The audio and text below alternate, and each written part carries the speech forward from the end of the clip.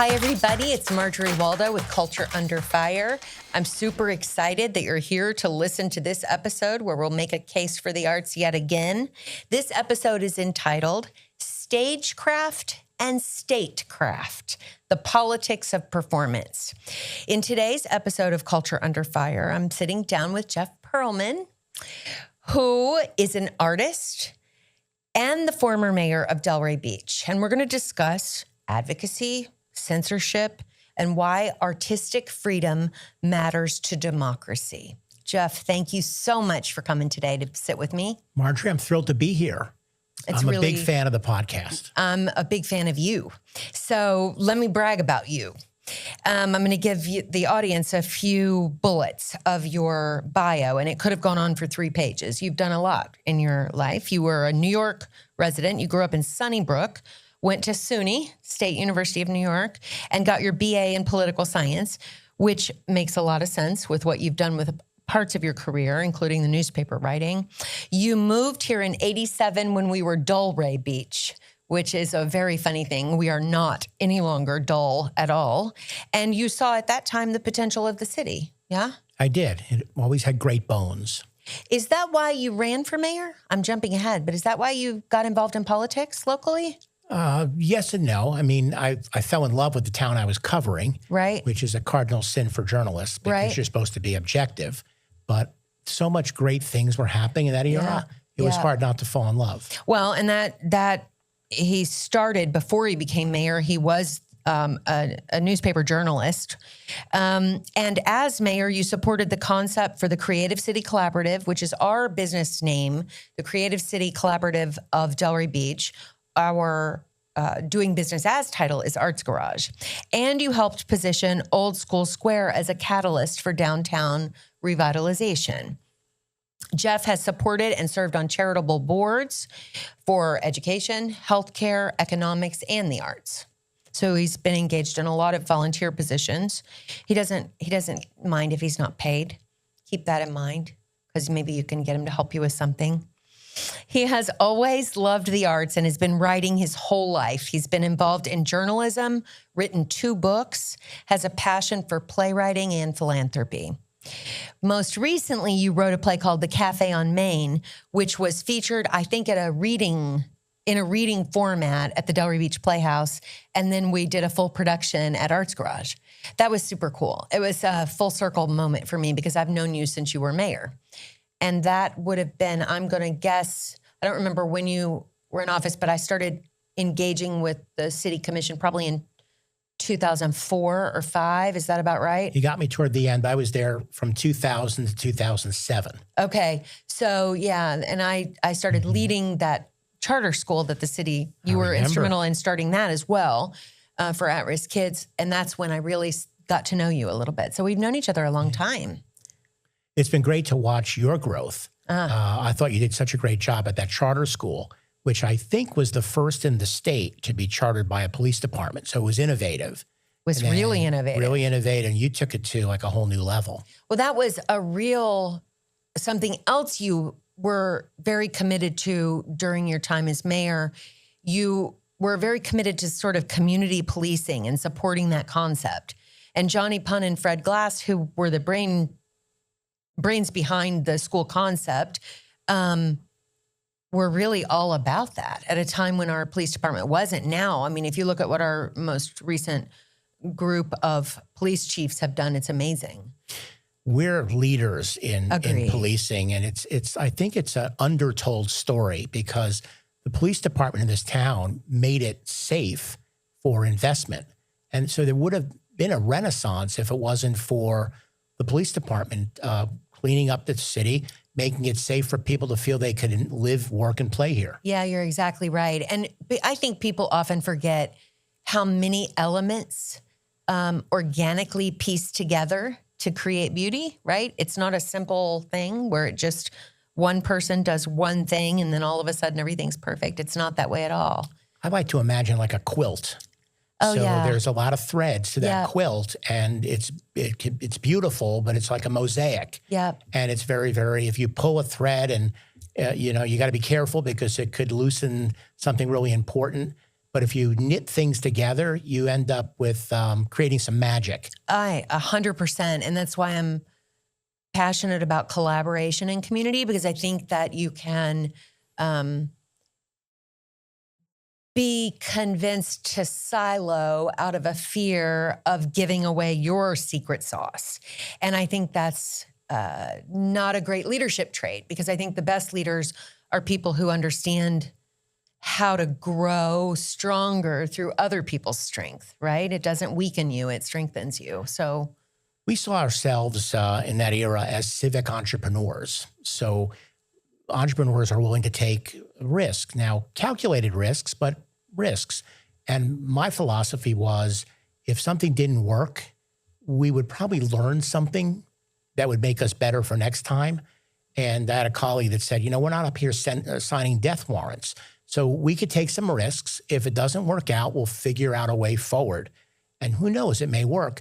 I remember when Johnny, Pun, and Fred approached me on this idea, which had never been done before, at least by a police department. Correct. And, it's easy to say no. There's no risk in saying no, particularly if you're in city government. For sure.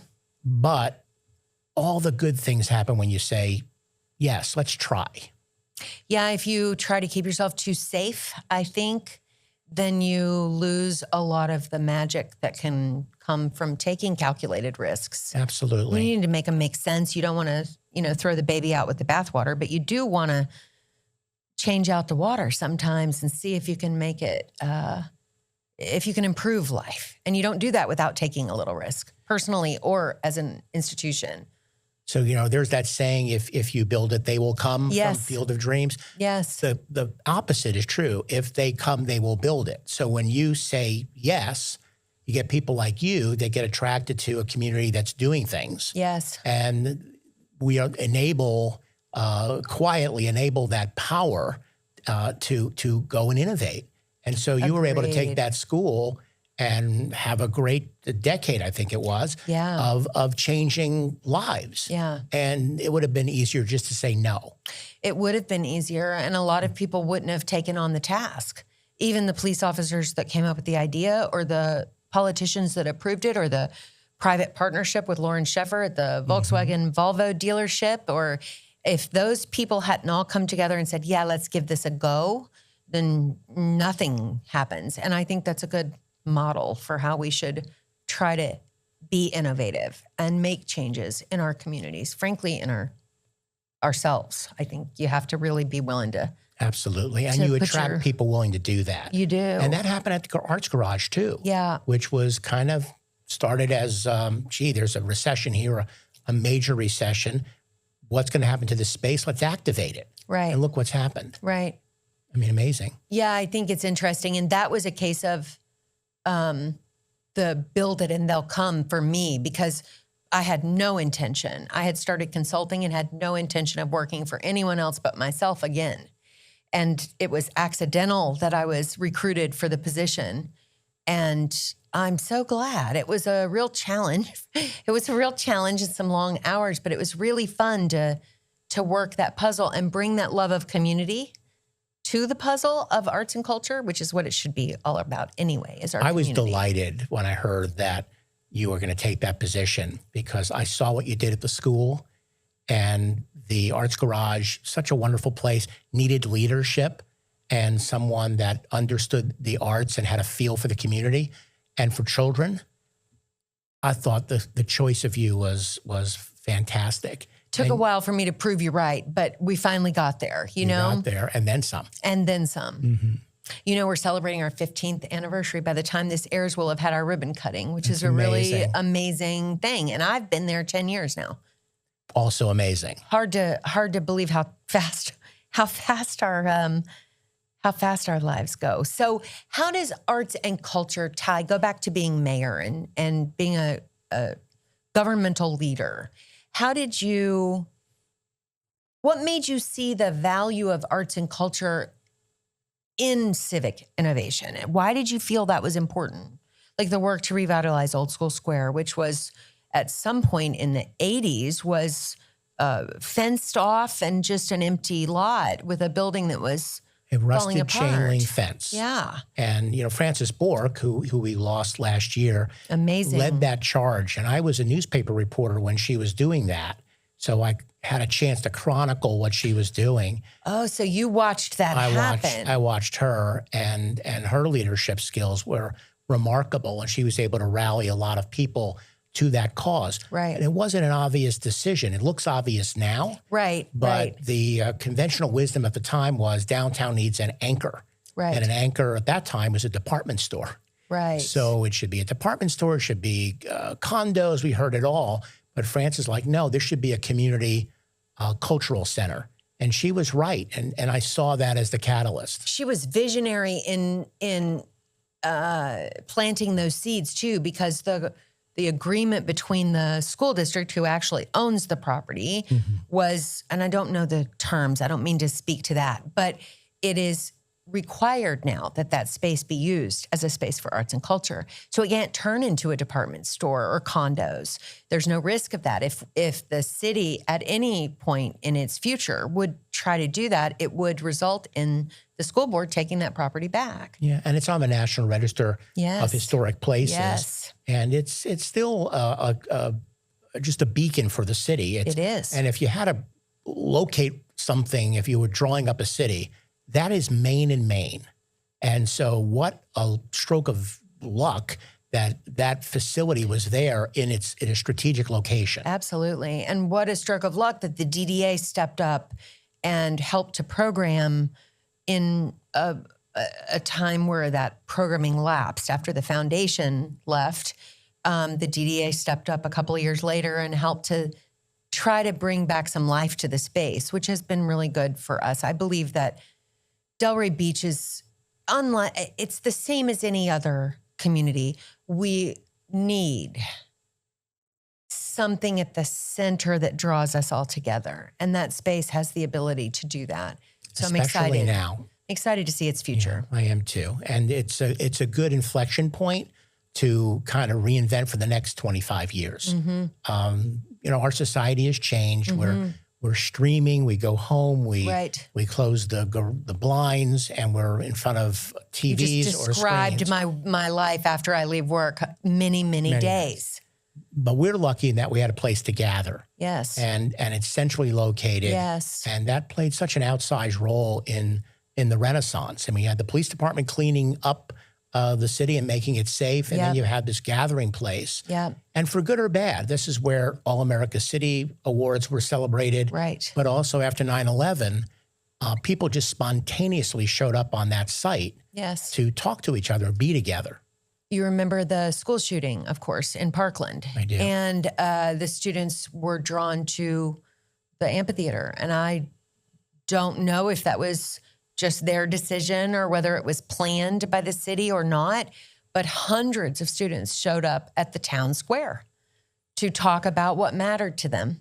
It was a really magical time. They must have planned it in some manner because there were speakers with microphoned ability to talk to the crowd. I think it wasn't some organized, but it's still organically, it draws people. Yes. It is a welcoming place that's accessible to the community. And we were the group that planned the garage. Right. So there's now, convenient parking steps away from your community center. That's right. No, I think it's a fantastic thing. And I think your instincts and the people you served with, I think the instincts to include art and culture in the revitalization of Delray Beach were brilliant. I think that is visionary in its long-term impact on a community. I really do. I do too. And I'm a strong believer in home rule. And you and me both. Each city, each community should be able to work with its stakeholders on crafting its own vision and not be given dictates from Tallahassee or Washington. Right. You should have the ability to go and create. Yes. And this city thrived on that, gathering its citizens together, hearing everybody's ideas, trying to be as inclusive as possible, reaching out to our diverse community, which I always saw as a major strength of Delray. I used to say to my friends in Boca, I had the most interesting job of being a mayor because our town was not homogenous. It was diverse, and it had I thought it was America in 13 square miles. Right. It had Right. every ethnic group, every racial group, every income group. That to me made it fascinating. It was just such a great feel to this town that other cities in Florida don't have. We're really lucky. And I think that other municipalities would benefit from looking at that concept, that modeling that concept. Because even if you just look at Palm Beach County, forget it if you expand through the state of Florida or through the United States. Our county is incredibly different from east to west, north to south. Very different pockets of communities, right? It's a very large county. And what we need on the west side of the county is not what we need on the east side necessarily. So I think that identifying that the local government and leaders of a community should have the ability, and we're watching home rule. I mean, it is what it is, but we're watching home rule be eroded all the time. And it's a shame because we know best if we're good people and we want the input of people who don't look like us or come from backgrounds like our own, right? We have to be open-minded people, but we're really good at determining what we need if we're good listeners. I think it's everything. And so you have to go, if you're in a position of leadership, and you have to go and invite people in. It's how you learn. And I found that this city was so embracing of me and the folks I served with. We just said, can we talk? Right. Here's our cell phone numbers. Right. We're your neighbors. Right. None of us are professional politicians. I didn't have an aspiration beyond Delray. This was it for me. Then I wanted to go back to my life. Right. But I want to make my time in office count. I wanted it to be a job to do, not a job to have. And there's a difference. There is a difference. And I see a lot of elected officials that will just say and do whatever they feel they need to stay in office, and they don't risk anything. And then their time goes by in a blink. And what do they come away with? Well, and as people, I think that's a good thing to keep in mind. And I think it's because I am getting older and I'm much more aware that my time on the planet is limited. I am not middle-aged. Although if you're ever ask me, I will tell you I'm middle-aged. If I'm middle-aged, I'm going to live a really, really long time. Like I'll be in the storybooks. So I think that I look at my world, and it's always kind of been the driving force for me in my career choices. But I want to leave it better than I found it. I want to leave a legacy that I did my best to impact as many people as possible in the most positive way. And that's certainly what we hope for in our government leaders. You want to make your time in positions of leadership matter. For sure. And for me, it was, what could distinguish this city from others? What is our personality? Yeah. And we led with food, beverage, events, and culture. Right. That's what we had. Right. We had a traditional downtown, very rare in Florida, that starts at an interstate and empties into an ocean. Mm-hmm. What a blessing. What a blessing. So in a very short distance, it starts at an interstate. Very short distance. And it's walkable, and it was at a human scale. There weren't huge buildings or. We've done a good job with that, I think. I mean, there's a lot of division on development or overdevelopment or smart development, but I think overall the city has done a great job to not become one of the towns close to us that has huge buildings blocking views of the intercoastal or of the ocean. I think it still has a feel. And when you talk about the centerpiece being Old School Square, those buildings, those are historical buildings. They're beautiful.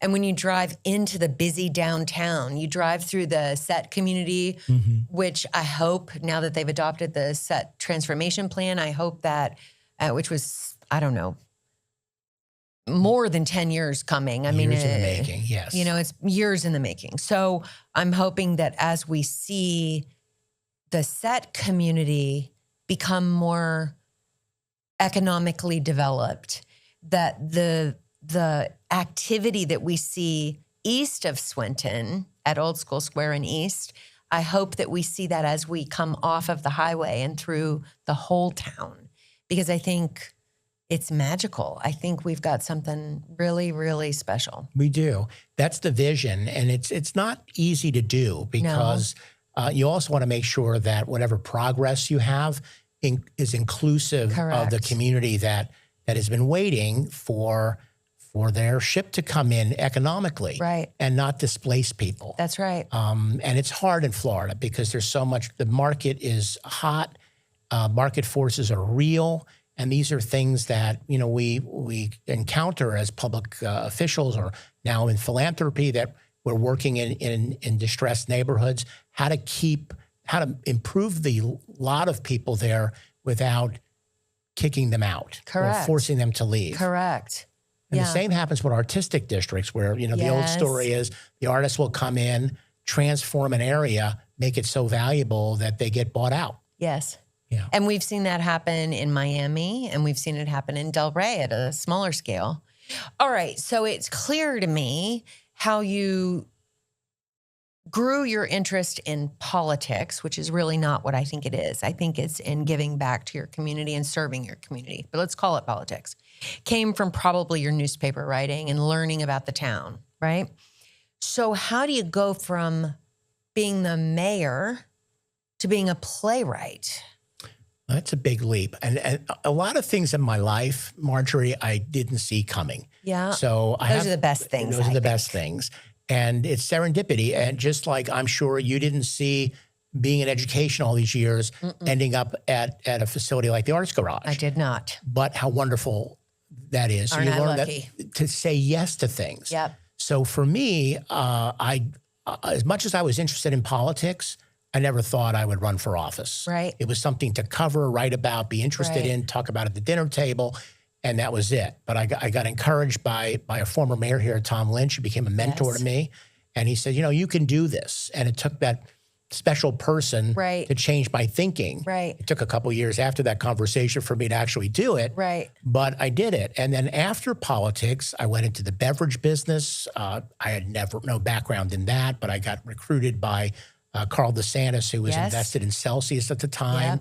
Which went huge. It went huge. The 12-year overnight success story, we call it. Right. So he never lost faith in that, and it rewarded. And from that, I ended up in his family office. Didn't see that happening. And from that, it went into philanthropy. Didn't see that happening. Well, now you're the executive director of his foundation. I am, yeah. So he asked me in the last years of his life, we lost him in 2023, to work with a colleague on a foundation as part of estate planning. And so we've been happily doing that.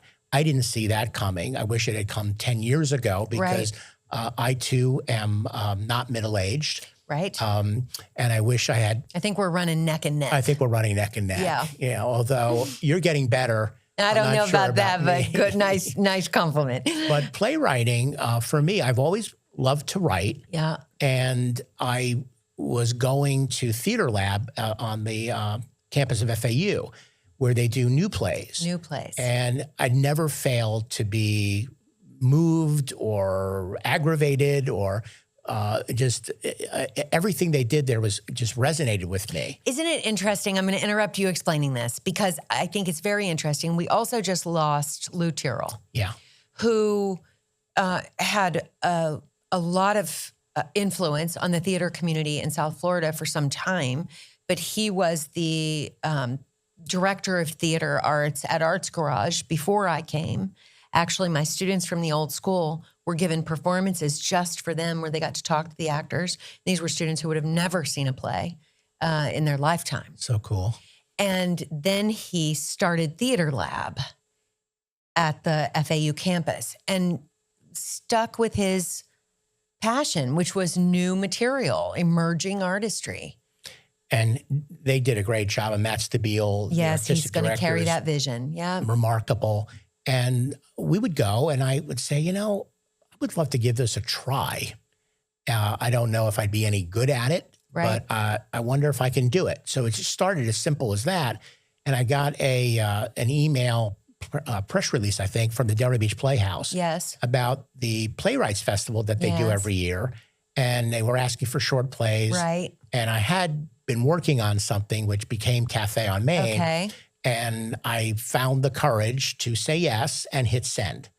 And that is not easy to do. Not either. easy at all. But that's when the best things happen. Yep, it is. And the best, in this case, the best thing happened. I got selected for the festival. Yeah. To see your words come to life on stage with talented actors. Pretty amazing. Was amazing. Yes. And such a high, I have no other word for it, that it changed. It literally, it sounds dramatic.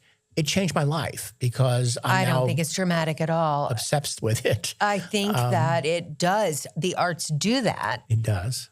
I think it's a way for an artist to crack themselves open. Mm-hmm. You talk about saying yes. You talk about taking risks to grow. When you submit your work or see your work performed or create a new work, you are splitting yourself open to public view, feedback, insight, and sharing yourself at your deepest level. I believe you really are. You open yourself up to criticism. For sure. So much like politics, which gave me a little bit of a thicker skin. Yes. Doesn't mean it's easy because I'm a sensitive person. Yes. And wasn't really built for that, but sort of learned to survive that and navigate it. But you're also allowing your vulnerability to come out. That's where the best art is, I find. If you can be honest and not be afraid, acknowledge the fear, but kind of fight through it. And I think when you're specific in your writing or whatever art, your music, that's when somehow magically the specific becomes universal. And that's what people relate to. And so it changed my life. And then I got my life further changed when Arts Garage said, let's do the full length version of it. And that was one of the best weekends of my life. It was magical watching the community come together to watch because you've been around for so long. Like me, you know everybody. You know more people than I know. I think you came, what'd you say, 87? 87. And I came in 99 to Delray. So you had a decade and a little more before me. You knew everybody. And they were all in that room supporting you. That was so cool. It was, and very moving. I'm still getting comments about it, and which is very rewarding. But it speaks to me in a lot of ways. To me, theater and the arts are a community, which resonates with me. It's collaboration because you work with other people. Writing is a lonely business. Yes, you turn on that screen and it's blank and it's, kind of daring you. And, but to be able to work with directors and producers and a cast and technical people, it's a lot less lonely. Right. And that really spoke to me. I'm thinking, where has this been my whole life? Well, and it changes how you view the piece that you've written too. So I know you became friendly with Mark Scharf, who is a playwright that we've done several readings at Arts Garage. He is somebody that I went to school with at UVA. I did not say yes. I was incredibly fearful of having to wait tables for 30 years to try to be an actor. And teachers, and I've just talked to somebody else, I think it was Ann Hampton Calloway, who told me that the school, and I can't remember what school she attended, but they scared her away from it too and said, very few people are able to even work in the business and make any money at all, let alone stop working in other ways to support themselves. So I just gave up on the dream. But during the journey, I met Mark, who moved me even in the mid-'80s. I mean, just a brilliant man. Brilliant playwright. A brilliant playwright. Also cracks himself wide open. And you see I think every writer does, honestly. And I think it's all the time.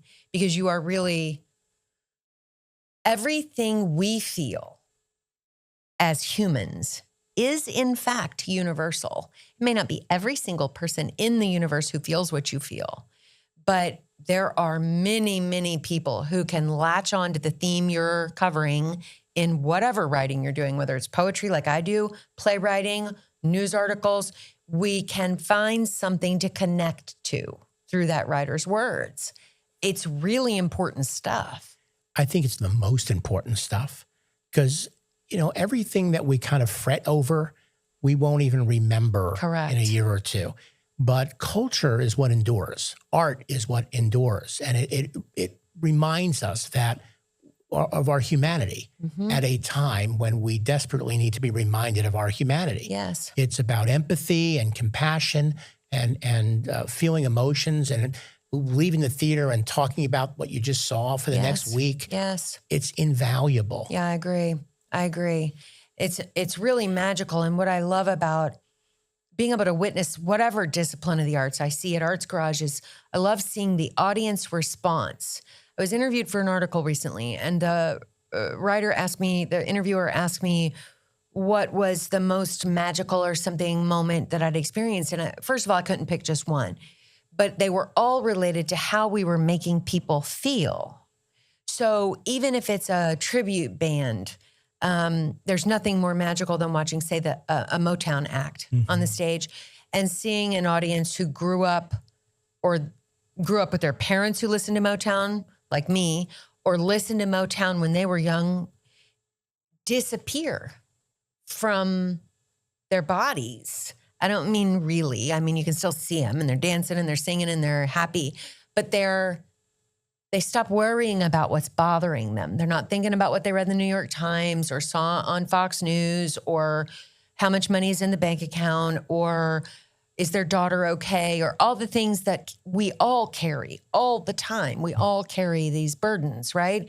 And you are able to lose yourself in the music. Theater is a different version of that for me. I think with theater, it's almost like therapy.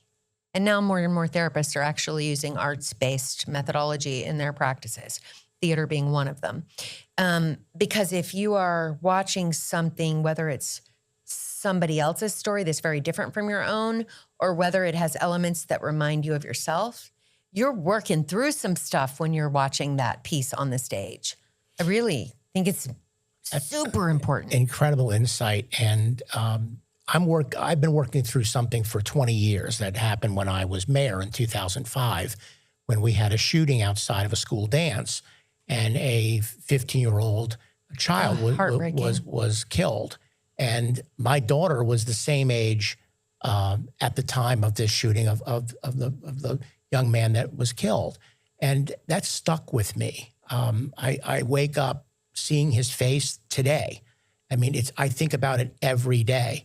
And I finally figured out through playwriting to get that story out. Yes. And I can't wait. I wrote a play. It's not been, it will be announced. It's going Didn't I watch it on Zoom? Didn't I watch a reading of a part of it? That. Yes. Yeah. The full length is going to be part of the Broadway Bound Festival in New York City. Oh my gosh. This summer. So I'm excited about that. But that to me was working through all these emotions I had there's no playbook when something like a tragedy that large happens in your community. What was interesting was how this community reacted. There was such a reservoir of goodwill, particularly for this police department and for the commission that I was on, because we were so active and visible in the community. Other cities we would have been lost. Other cities would have burned to the ground when something like that happened. And we've seen examples of that. Ferguson, Missouri, et cetera. Unfortunately, this town, while it was very, the tragedy hit people hard, we didn't come apart. We actually sought each other out. Right. And it took a while, but we came together, and it, I think, ultimately made us closer in key ways. But it's art that allows us to work through those emotions and talk about these things. I really think that it not only brought I remember when it happened, and it was devastating. And at that time, I was working with 16 to 21-year-old dropouts who looked very much like the young man who died. And I was working with the police officers who started my school, many of whom looked very much like the police officer that was responsible for the young man's death. And not only did everybody come together and we weren't afraid to talk about it out loud. You know how when somebody dies close to you, people don't want to talk about it? It's true. And I think that's a missed opportunity, because I think we should be talking about the things that we're not living in vacuums, right? So we have very common experience threats, very different experiences depending on who we are and what race or ethnicity or gender we are, what socioeconomic level we were born to. But once you start conversations, everything gets better. Not immediately, but there are threads that tie us that never disappear. I really believe that. It's about not talking past each other or yelling. It's about engaging. Yeah. And even if that engagement can be uncomfortable or painful, it will lead to healing over time. For sure. And art facilitates a lot of that. Right. Well, and if you look at just the city, what we learned from that horrible tragedy, look at policing in our town since 2005. Mm-hmm. It is magical to see the community engagement of our current police chief and several before him that came after that, and the way our officers approach the community they work and many live in. I think it changed the city for the better. Not the incident. I don't mean the incident. I mean how we responded to the incident. We tried to learn. We tried to get better.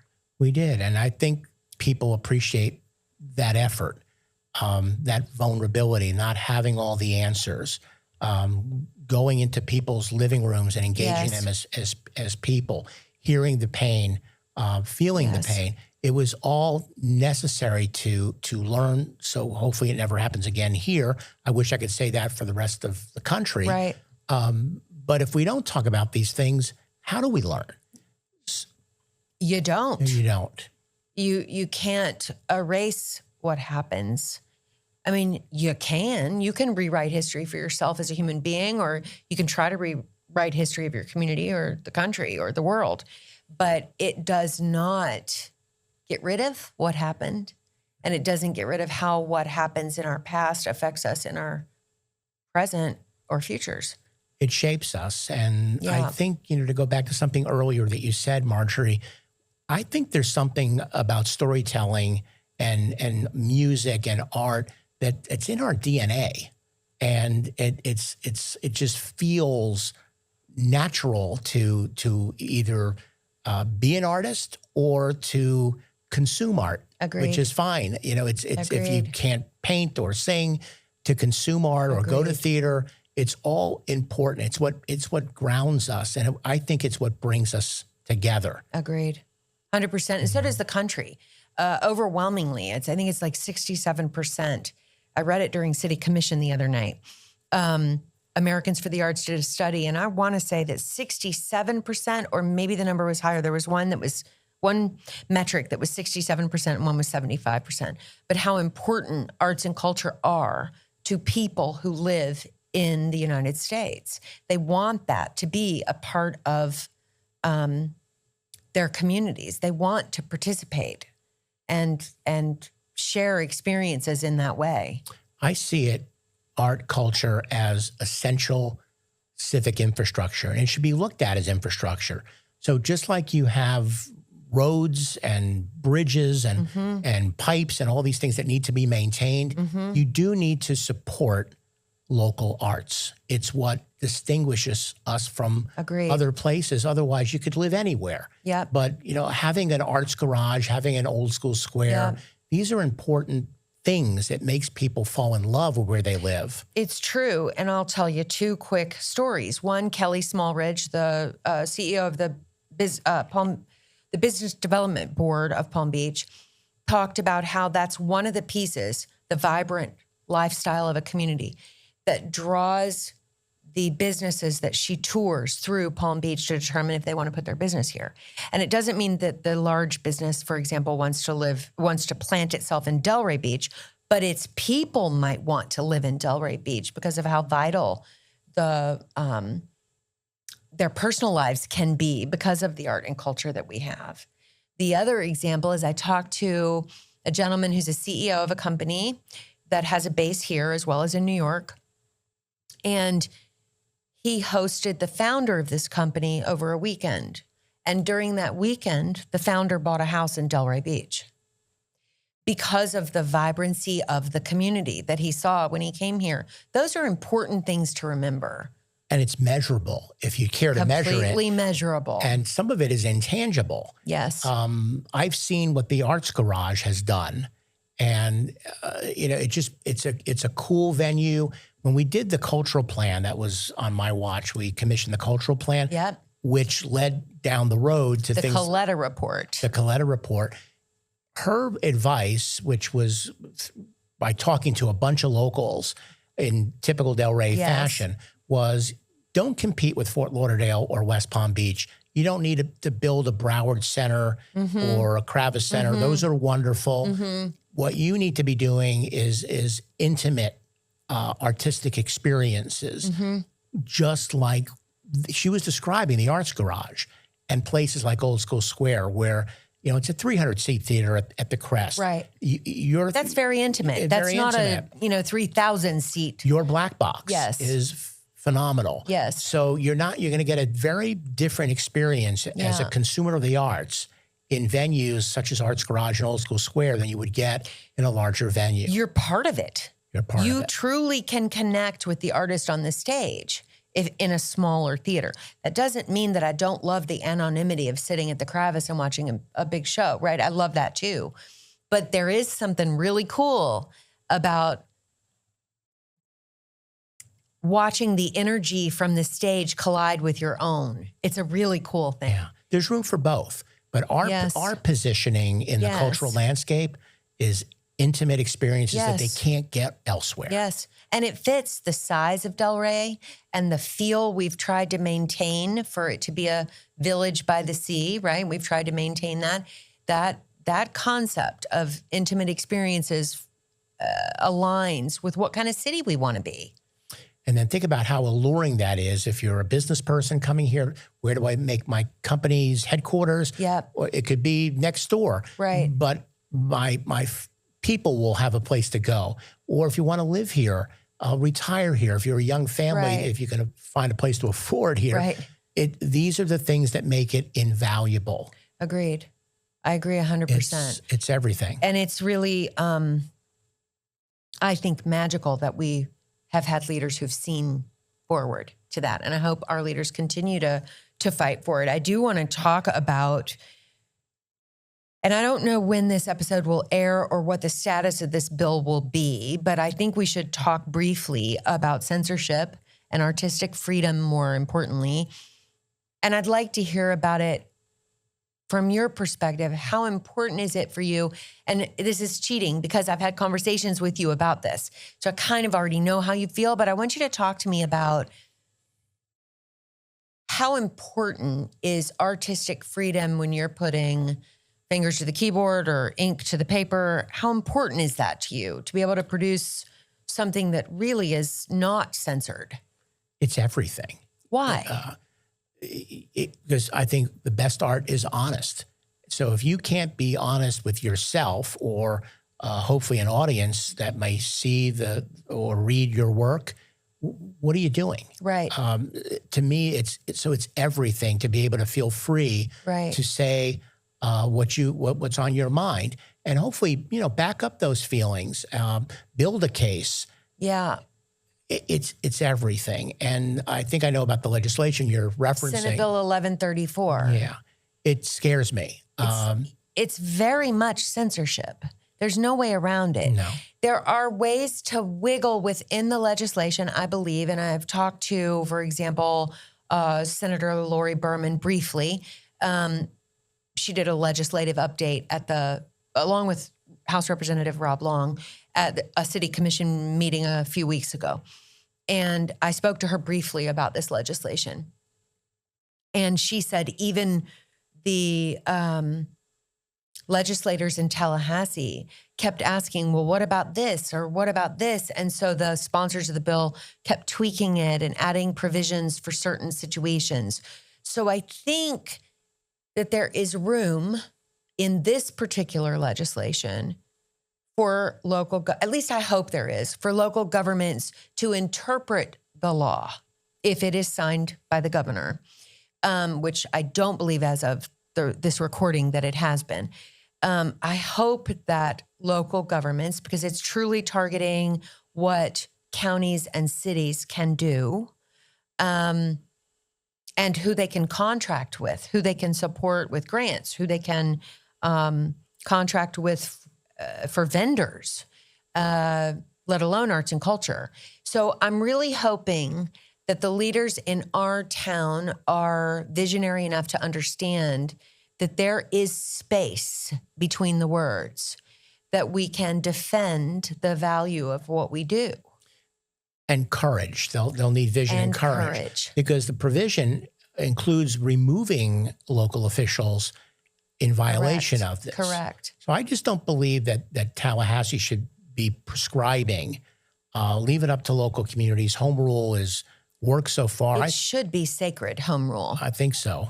But it is not any longer. It is disappearing little bits at a time, and it scares me a little bit. Scares me a lot because the cities and the counties are incubators for ideas. Yeah. So if you're dictating from Tallahassee and you create fear in the incubators, you're not going to get new ideas. That's what Senator Perlman, that was a point she made when we were talking briefly, or maybe when she made it during her presentation to the commissioners. But she talked about how I don't remember the wording she used, but basically it creates a fear response. So it makes you pull back and rethink everything you were willing to make a calculated risk on. So that's surely not what Tallahassee means to do. I can't imagine that any state government would want to stifle any municipality's independence or individuality. I just can't let myself believe that that's what they really want. I think the bill comes out of fear for something that is difficult for me to understand, that fear. But I'm hoping that our leaders in Palm Beach County and in Delray Beach are strong enough and courageous enough and visionary enough to figure out how to read between the lines, because I think we can. The market will also help. I mean, if nobody's forcing you to go to a performance of an idea that you don't agree with. Right. But it doesn't mean that I shouldn't be able to go to that performance because it no longer exists. Correct. Because someone, a couple hundred miles away from here is going to prescribe this for the whole state. Right. Yeah, I'm hoping that it doesn't do so much damage that it's irreparable. That's my fear for a lot of us, for large and small organizations. So I have so much faith in your leadership, Marjorie, that I think you'll find a way to continue to deliver very meaningful arts experiences to communities of all shapes and sizes and ethnicities. That's the magic of the Arts Garage, a welcoming space where people feel comfortable. Everybody's safe at our place. Everybody's safe. And they sit together. And they stick together. How cool is that? It's pretty damn cool. Yeah. I hope that I can live up to your words. I really do. I am a fighter by nature, much to my parents' chagrin. But I feel like I'm fighting for a really just cause now. And I'm trying to fight with love. I'm not trying to fight with anger. If you lead with love and empathy, I think history will be kind to you. It's when you see the opposite of that, that's what doesn't endure. Correct. I agree. So you're on the right side of history when you're fighting on behalf of freedom and you're coming from a place of love and compassion. Yeah. How do you argue with that? Let's hope you're right. I hope so. So I cannot thank you enough. I believe we've far surpassed our time. So much fun. Range, but it was so good, and I'd love to do a part 2. I can't thank you enough, Jeff, for coming and talking to me. Thank you. For being a friend and for being a leader in the community. And I'm just so proud of everything you've done. And right back at you. And I'm hoping that we can get this other piece after you finish with New York and they use you up and spit you out. Come back to Arts Garage and let's see what we can put on the stage. I would love it. For the audience, if you're listening, would you please like the episode, subscribe to the podcast, leave a review if you would. And if you've ever got an idea for a guest or a topic, we would love to hear from you. Just give us an email at info@artsgarage.org. And again, Jeff Perlman, thank you so much. And we'll see you soon.